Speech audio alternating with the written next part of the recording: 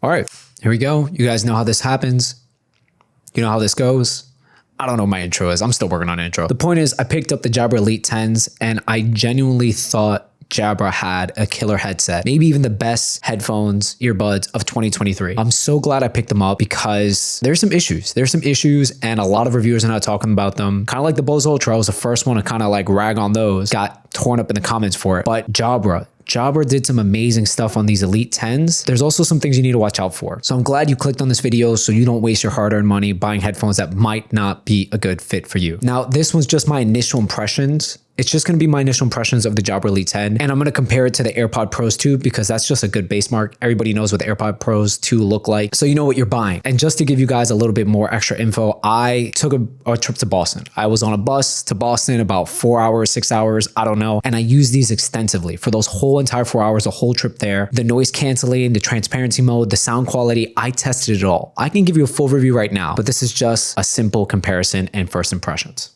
So let's start off with the specs. What are you getting for that $250, almost $300 price tag, depending on when they're on sale? Specs wise, so you're getting wireless charging on the case, which is awesome. Bose Ultra, got to pick up some cues from Jabra's engineers. Wireless charging, USB charging on the bottom. They're giving you real buttons. So instead of touch buttons, they're actual pressable buttons. We'll get into that if that's a good thing or a bad thing later. You're getting Bluetooth 5.3. That's awesome. If they have it and they can include it, why not? Multi-point connection on the buds. Who doesn't want multi-point connection? It's 2023. Everybody has multiple devices. That's a W. A 10 millimeter driver. Now, I think that size driver is a little bit small, honestly, but the sound quality was amazing. Don't want to get ahead of myself. It's great for 10 millimeters. The buds are IP57 water resistant, which if you know me, I love because I'm a really active person. Whether I'm running a half marathon or in the gym or getting caught in the rain, I need waterproof buds. So yeah, top tier specs in a $250 product that you expect. So let's compare the sizes of the cases. Now, this is the AirPod Pros 2 USB-C. These are the Jabra. The case size is not bad. It's just marginally bigger than the AirPod Pro USB-C case. So not a bad case. It passes my palm test. Can they fit in the palm of my hand? Yes. Are they gonna like make a big bulky thing in my pocket or in my running shorts? No. Good size case. Next is the buds. Let's pull the right ear out on both of these. So this is the bud shape. Now the bud shape is the stemless design. It's a little bit unique because they said they measured X amount of thousands of years to get this shape. What's really unique about it though is that ear tip. That ear tip is like an oval size, and if I pull this off, it's actually triangular, which is interesting. But the bud size is not bad. It's not too big, it's not too bulky, it's not XM4 levels of bad, you know? On the software side, you're getting ANC, you're getting transparency mode. Of course, you can EQ these guys, which is awesome because they sound better when you EQ them.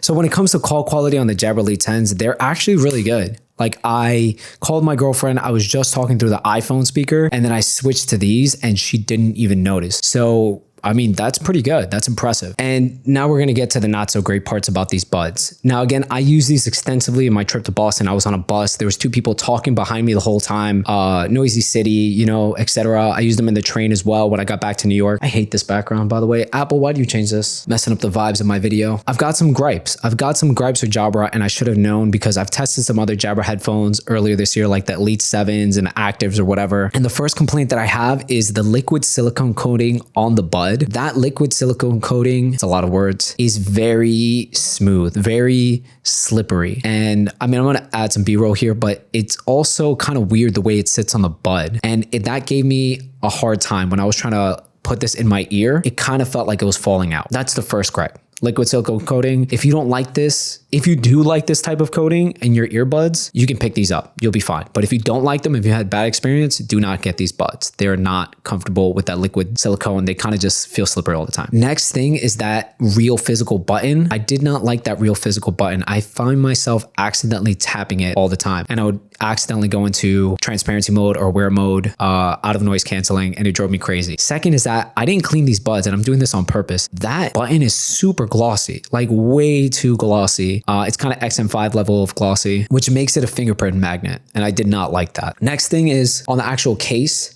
The case has a status LED right here, but then it also has a status LED right here. So when I put these in the wireless charger, one of them's green, but then one of them's orange, but the one that's orange is the inside. So I can't tell which one's which for charging. I've got to open the case. I don't understand why they put two LEDs in there. That threw me for a loop. Now, let me preface this. The earbuds, after a while, they sat in my ears fine, but there's always a little sensation that they're going to pop out. which again, not enjoyable. You want to have security in your buds. These didn't really give me that secure feeling. But everybody's ear is unique. I want to preface that. Everybody's ear is unique, so take that with a grain of salt. These might be the best fitting earbuds for you. Something that I cannot stand, I don't know why Jabra does this, is that when you put the Bose headphones in your ear, you have a nice chime. When you put the AirPods in your ear, you have a nice chime. When you put these guys in your ears, you get a sharp electronic, like Game Boy startup sound from back in the days, and it is just ear piercing. It is terrible. Why they did that, I don't know if they're trying to torture me, but it kind of makes me not want to use the buds. With all that though, the sound quality was amazing. The sound quality with the music was awesome. Like I said, I used these for 4 hours straight on a bus ride to Boston, and I was jamming out. Soundstage, deep bass, everything you can EQ it. The ANC, when I was on the bus, there was 2 guys behind me. They were doing sales calls nonstop. I was able to drown out all the noise of the people's voices and the sounds of the bus.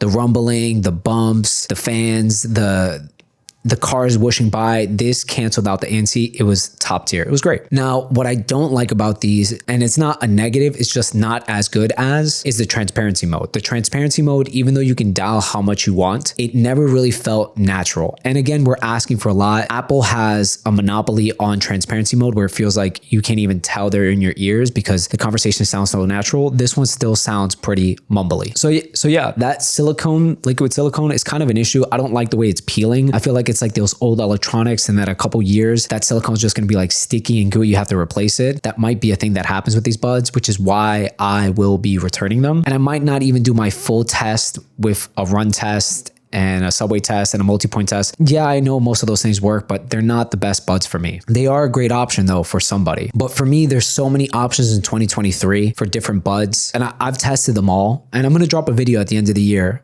really soon of the best buds to get in 2023. But Jabra, if you release a version of this that doesn't have that liquid silicone around it, they might have been the best buds of the year. You missed it by oh so much. So yeah, like, comment, subscribe. Stay tuned for more videos about headphones, or at least that ultimate 2023 one. And remember, if I win, you win.